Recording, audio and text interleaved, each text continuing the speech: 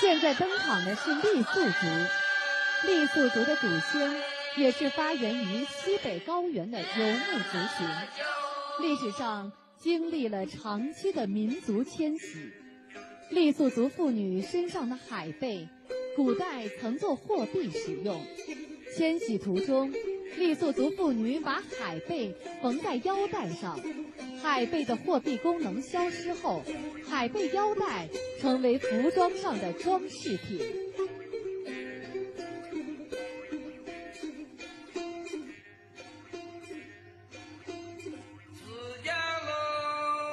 傈僳族妇女身着五色彩条，传说古代丈夫出远门打仗，战后对军立了军功，颁发彩条以资鼓励和纪念。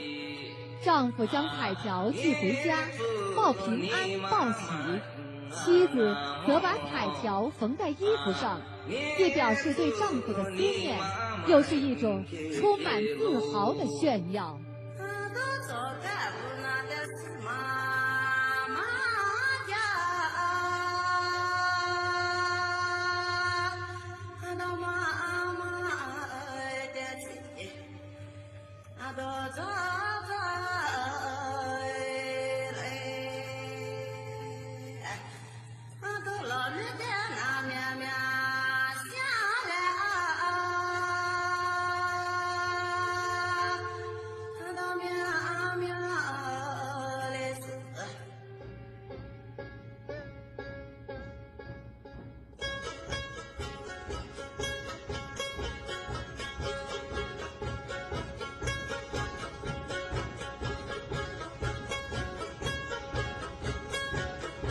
傈僳族男子头戴很大的包头，这种大包头在不同场合发挥出不同的功能。